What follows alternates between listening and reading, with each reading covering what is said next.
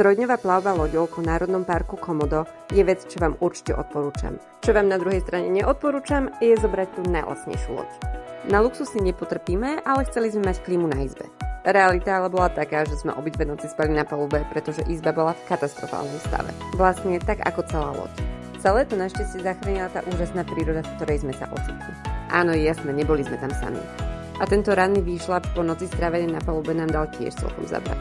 Ale tie výhľady, ktoré sa nám naskytli, fakt stáli za to. Každá jedna zastávka našeho výletu mala niečo do seba.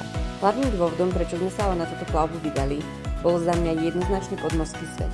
A áno, musím povedať, aj šnorchlovanie bolo úžasné, no môj hlavný dôvod bol zažiť plávanie s mantami.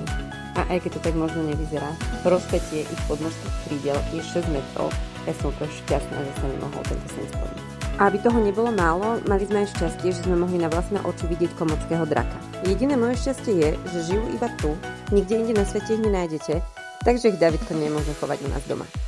A toto sú dôvody, prečo vám tento výlet všetkými 10 odporúčam. A aj keď my sme asi nemali úplne šťastie pri výbere lode, mali sme šťastie na počasie, ktoré nás počas plavby prevádzalo. Aj napriek dažďovému obdobiu sme do búrky vošli iba raz, aj to iba na chvíľu. No hlavne sme si mohli vyskúšať, aké je to žiť na lodi, ktorá je tak 5. cenová, a iba sme si potvrdili, že to najlacnejšie neznamená najlepšie. Vám prajem pri výbere lode viacej šťastia. A ak budete v decembri na Bali a to počasie bude naozaj zlé, odskočte si na vedľajší Flores a absolvujte túto trojdňovú plavbu po Komodskom národnom parku. Fakt to stojí za to.